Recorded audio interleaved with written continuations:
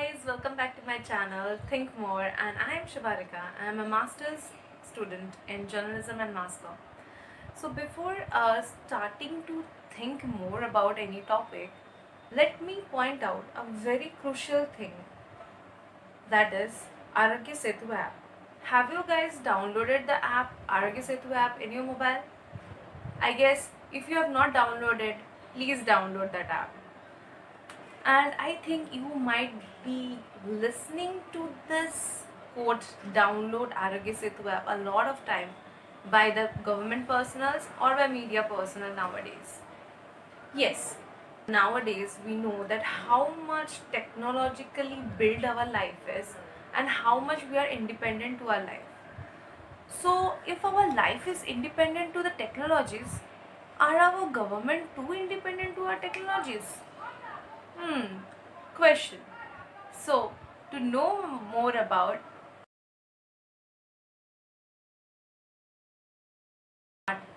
let's think more.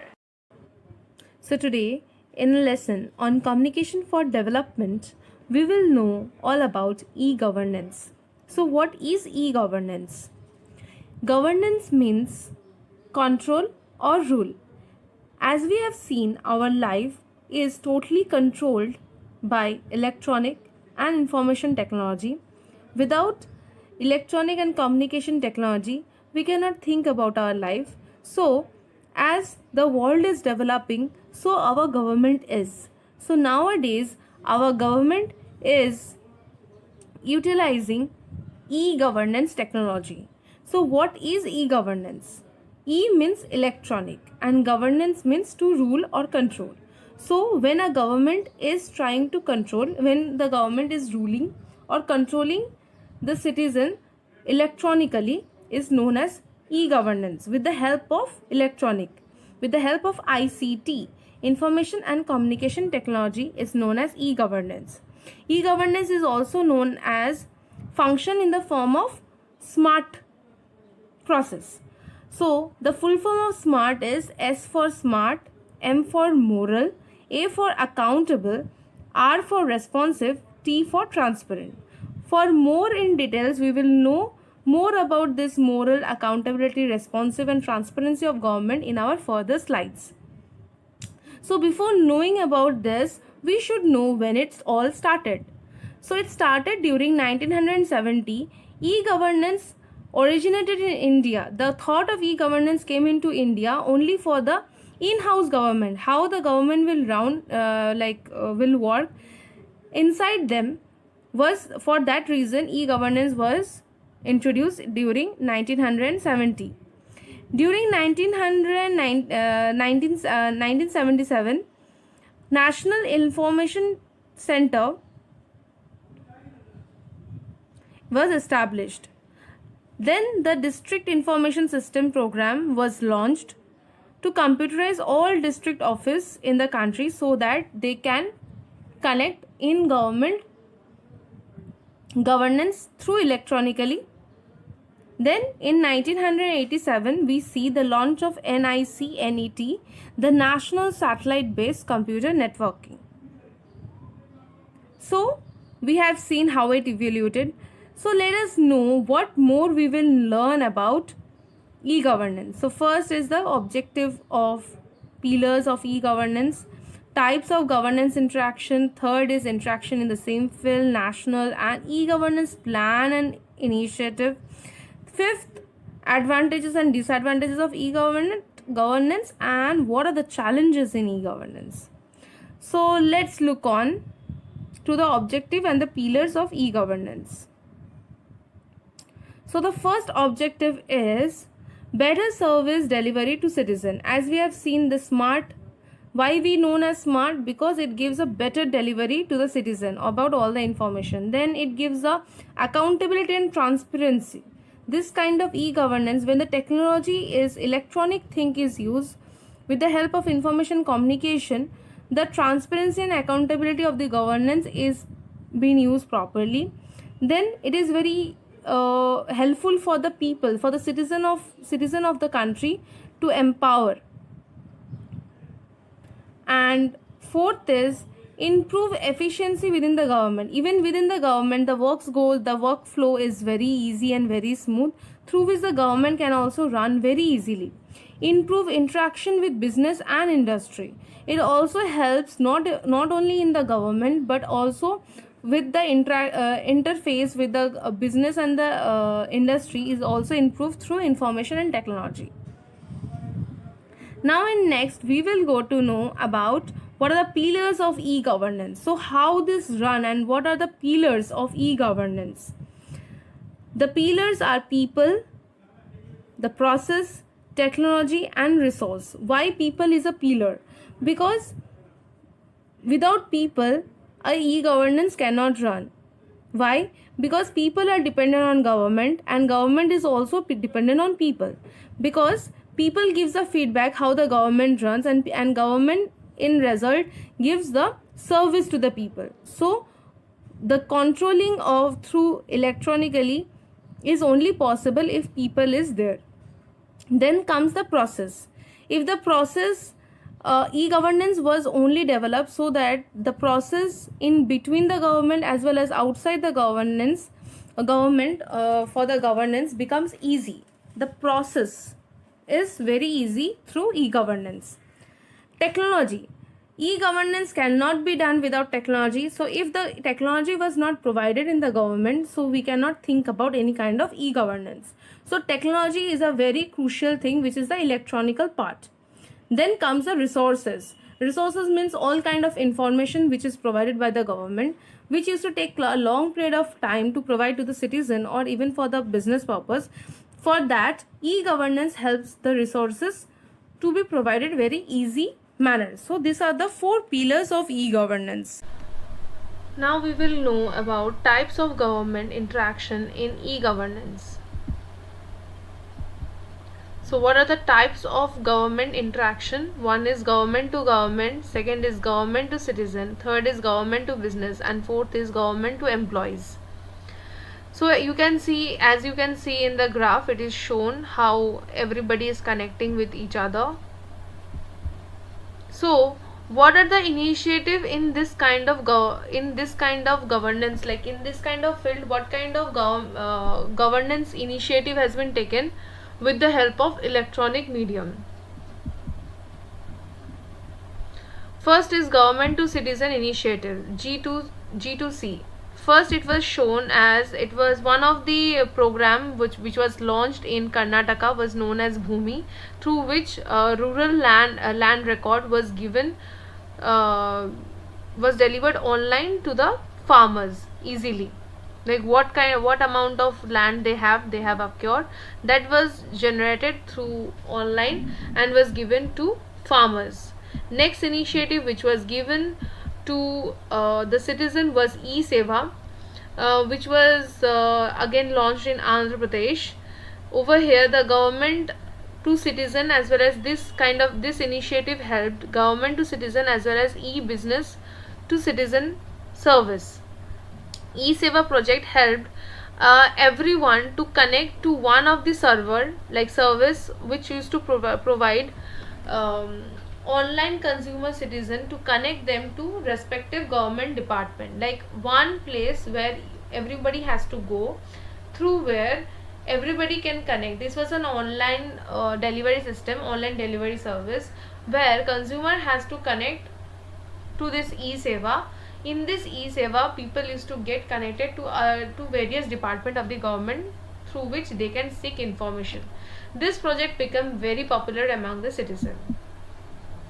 Next initiative was government to business. How electronically helped government to business initiative. One of the initiative which was taken was e-procurement project in Andhra Pradesh, which was Andhra Pradesh as well as Gujarat. This helped both the vendors as well as the government to reduce the time and the cost to produce the information as well as for doing the government. Then was MCA 21, which was incorporated by the Ministry of Corporate Affairs. The aim of the project was to provide easy and secure online access to all the registry related services, which was provided by Union Minister of Corporate Affairs. This used to help seek less time and provide easy and secure information to the business providers. Then comes the initiative taken for government to government, like for inside in government works, such as initiative which was taken Smart Gov, which was done which was launched. This project was launched in Andhra Pradesh, which was known as through this project a workflow, an automatic workflow and knowledgeable management was implemented in between the Secretariat of Andhra Pradesh.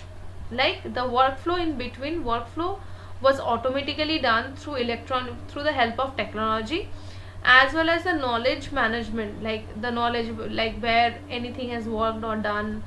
This workflow to easy the workflow, to maintain the efficiency of the workflow, and for the streamlined management, this kind of initiative was taken by Andhra Pradesh government for the secretariat and was known as Smart Gov. Next, we are going to know what is National E-Governance all about. What is National E-Governance Plan and what are the projects which was taken under it.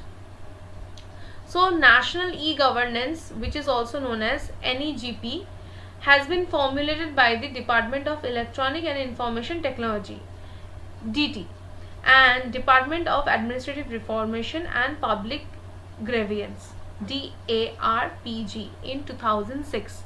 So like National E-Governance Plan, what was its aim? It was aim to provide to the citizen and business with a vision that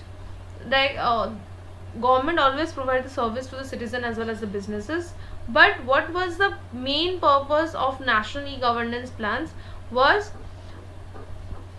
that all the service accessible to the common man in his locality, make all the government services accessible to the common man in his locality, so that he or she do not need to move around for any kind of information or for any kind of governmental services, so that it can be provided to that person where he or she stays. And that through common delivery outlet, they can get all kind of services and ensure enough efficiency, transparency and reliability, for which e-governance is famous for. That is like smart one, for transparency, proper transparency and efficiency and reliability of such services at affordable price. Like the person do not need to spend much to acquire that information, so that it can be given in a very useful, like in a very affordable cost to all the basic, to get all the information or all the basic needs of the common man in a very transparent and reliable and efficient manner. For this purpose only the National E-Governance Plan was formed. One of the project of National E-Governance Plan is Digital India. So what is a Digital India? Digital India is an umbrella program. Why it is known as umbrella program? Because inside this program lot of other programs are going on which is related to Digital India. Why it is known as digital means help of technology. So with the help of technology, how India is growing, how the governance of India is ruling on, how the governance of India is working. So it is an umbrella project for a knowledge based transformation, for so that to prepare India for a knowledge based transformation, to weave together a large number of ideas and thought. As I've said, under Digital India, lot of other projects are going. So large number of ideas can be accumulated under single project for a comprehensive vision, so that each of them is seen as part of a large goal. Like every small we have always known this thought, little drop of water makes an ocean. So with this little ideas and little thoughts, this Digital India has been created, and it is launched by Ministry of Information Technology. So what is the vision of Digital India? The vision of Digital India is to empower the citizen, digitally, like through the electronic, through information communication technology.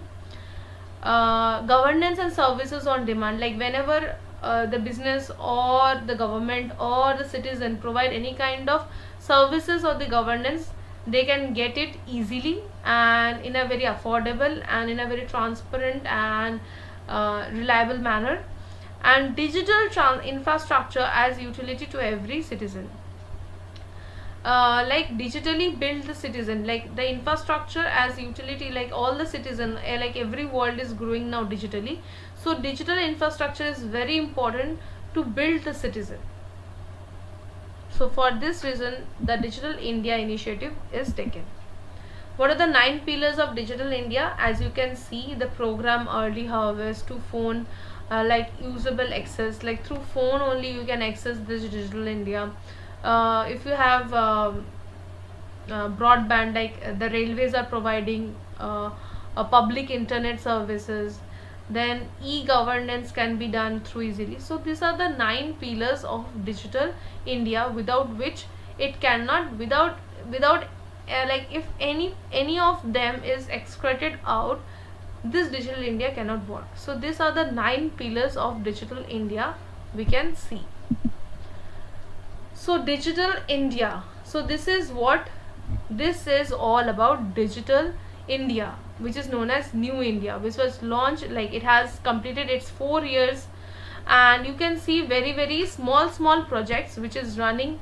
As you can see, like Aadhaar is there, then MyGov is there, like these are the apps which is running under Digital India. These are the small ideas, like one is for UID, unique identification code, one is for like all kind of services, then there is Umang, then there is Bhim app which we use lot of time for the transaction. So we can see for business as well as everything, Digital India is working very hard to digitalize India, like for the digital infrastructure.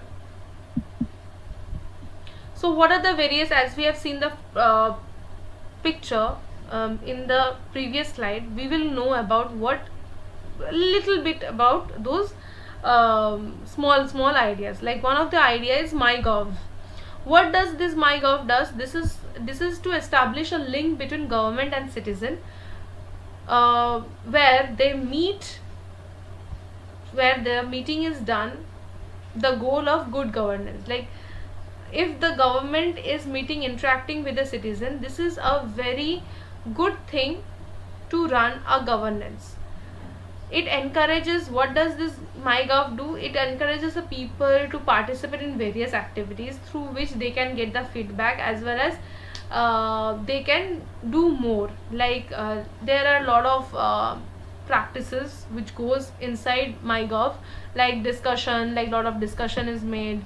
Sometimes some competition is kept for like do or poll or talk or blog or picture. So this kind of, like, it is an interactive place where government and citizen meet. Then comes a DigiLock. So what is a DigiLocker? Locker means like where everything is secured and stored. So what is digital lock? DigiLock, it is a thought process, like it is a thought, like which is done, which is inculcated inside the umbrella project Digital India. That is, it serves as a platform. It is a platform where the citizen to secure, like the citizen can secure, store and share their documents with service provider, like to every service provider, to the service provider they want to share their data. They can store there, who are directly access them electronically, and where the service provider can directly access those kind of information electronically. So DigiLock is a platform for the citizen as well as the service provider, where people can store their data and share their documents easily. Then comes e-hospital online registration framework, through which a patient do not have to stand in a queue for the OPDs appointment. A person can directly go to this e-government online registration framework app, and then they can register online for their OPD appointments. And this framework also covers patient care, laboratory service, then medical record management, etc. etc. Then comes a national scholarship scheme scholarship portal, which is very famous among the student who want to study further, like NSP. It provides a centralized platform for application and disbursement of scholarship to the students under any scholarship scheme. Like there are a lot of scholarship scheme under which the government helps the student to study more by giving the stipend or kind of scholarship for further studies. So as we have seen lot of the process and lot of the pillars and objective and aims and goals, now it's time to know what are the advantages and disadvantages of the e-governance. So this is one advantages, or let's see what is the advantage of e-governance. As we know, if the government is strong, if the government becomes strong when the governance is strong. Governance means the control is strong. So when the control is strong, when we say the control is strong, when the society is strong. And how the society will be getting strong? When the information, connectivity among the citizen and the information will make the society strong. And if the society is strong, the economy definitely will become strong. And if the economy is strong, the productivity will increase, and hence in this manner the entire nation will be strong. So e-governance is one of the core element of the 21st century for knowledge based economy and society. So there are two parts of e-governance, as we have seen. One is internal, and the other is external. Internally, what are the advantages of e-governance? Like it avoidance of duplicacy. There is no duplicacy is done. Reducing transparent transaction cost. Like it help to reduce the cost because it is done all electronically. Then comes the signifying bureaucratic procedures. Then comes the greater efficiency, like the efficiency is made inside the government easily. Greater combination and communication is done, and there is a lot of transparency held inside the government, and information is shared among the agency easily, and there is a security which is maintained in the information management. Like all the information which you are sharing is secured inside it. So what are these were the advantages internally of e-governance. What are the external advantages of e-governance? Like the fast delivery of service, which we can see. Then there is like flexibility of services there, increased flexibility. Anytime, anywhere you can get the service, like whatever you want from the government. Innovation in service delivery, like lot of innovative technologically ideas which are coming across day by day for the service delivery in a very chutki bhar mein.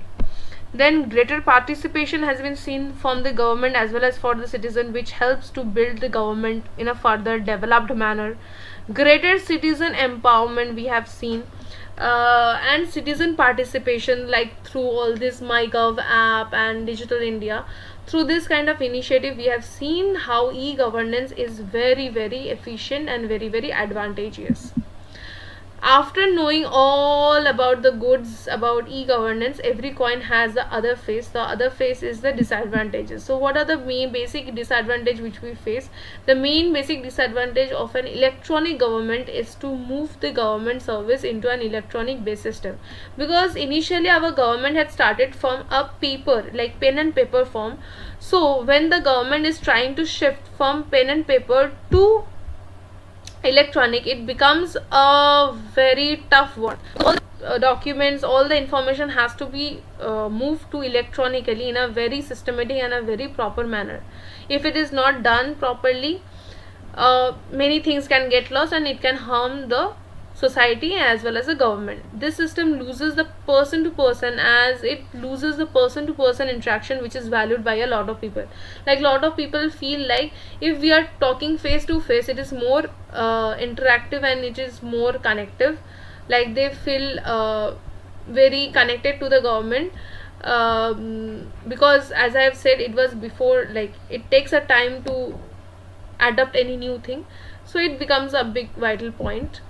Then comes in addition the implementation of e-governance. Like we have thought and we have planned, but implementation, like how it is working, Implementation is a very big problem for e-governance, because you need lot of technology is needed, lot of money is needed, which becomes a problem.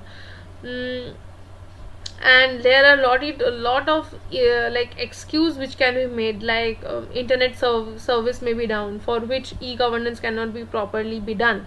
So there are implementation, like there can be some problem technologically, or maybe like the server down and all. This can slower down the governance sometime. The third problem disadvantage of e-governance is the implementation of an e-governance does not have certain constraint. Like there is the implementation, the another problem in implementation, one is technologically implementation is bit tough, and sometimes the server and all doesn't work, and sometimes constraints, like sometimes uh, e-governance goes to a specific society. Like a society is divided into two parts when it becomes like illiterate and literate. Like the literacy, the people who are literate, they can easily access the computer as well as the internet to get the advantages of e-governance, but whereas a illiterate person cannot easily access or use the computer to get that e-governance. Not only illiterate, many senior citizens who do not know how to like they are not properly aware about the computer system and technologies and internet, so it becomes hard for them to adopt e-governance, like the government cannot reach to them properly. So these are the few problems we see through e-governance. So what are the challenges of e-governance? So these are the challenges. First is economic challenges there, because e-governance is lot of cost, like it is very like it needs money. Technology is a very good thing, but to buy a technology it needs money. To execute again comes the technology where you need money. So in every step you need money, so it is very costly. Then comes the maintenance, like the maintenance is also high, because it also like everyday regular maintenance is required, or else the work will be not done and lot of junkies will be made. uh, then comes the portability. Sometime there are a lot of like computer cannot be replaced, like placed out, and everything cannot be accessed through like if you have pen and paper you can access, like you can port, like you can move it everywhere wherever you are going. But sometime computer cannot be taken in your pocket. So yeah, issues are there in economic manner. Then comes like social issues. um, because if you need to portable like mobile is a cost, whereas paper is not that costly.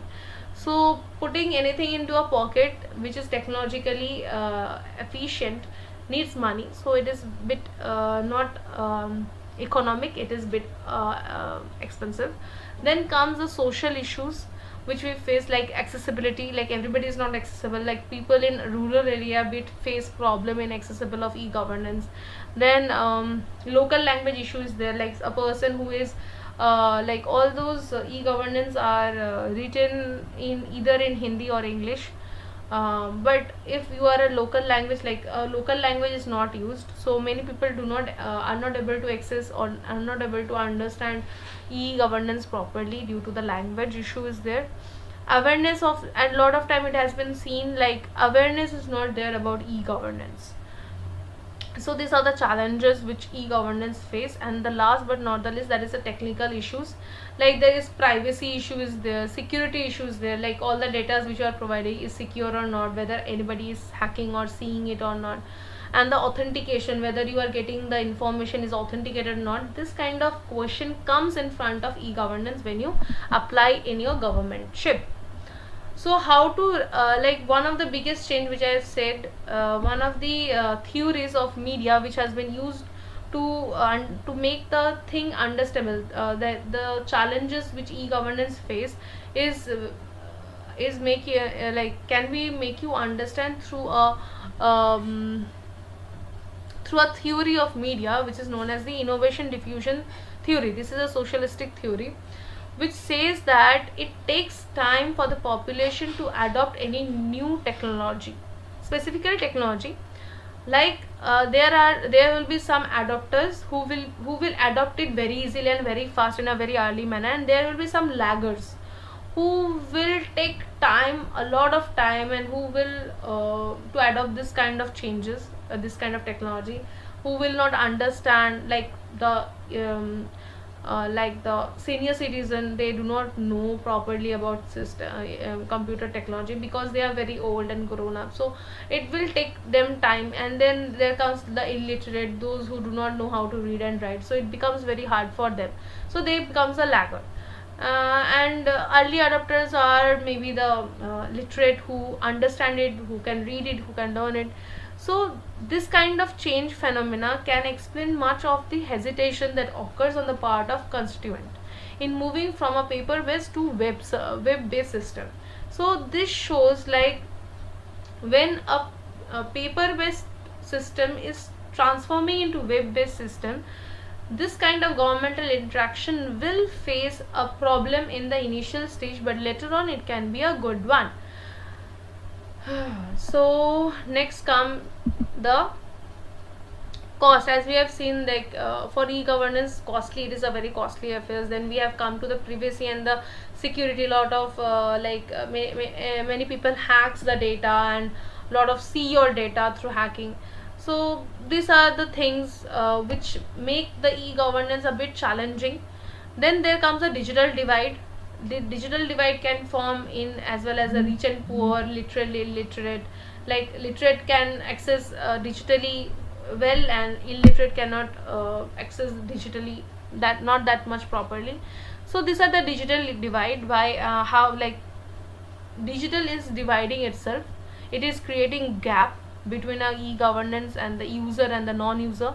So it can be from between a male and female, urban and rural, etc. segment of the population. Like, it segments the population, it doesn't makes a population as a unit, rather it divides, it breaks the information flow sometime. So keeping in mind all these things, e-governance has to narrow it down. If they can narrow this three things, cost, privacy, security, and digital divide, then e-governance can be implemented in any country easily, and especially to the developing country like India. If these three things can be keep in mind, and the problem can be solved in cost and privacy and security and digital divide, then e-governance can run in a very proper manner. So this was all for today. Thank you. For more information and more query, you can email me at thinkmore.jmc1@gmail.com, as well as I'm in Insta, LinkedIn, and Facebook in the name of Shubhalika Malakar. Thank you and have a nice day.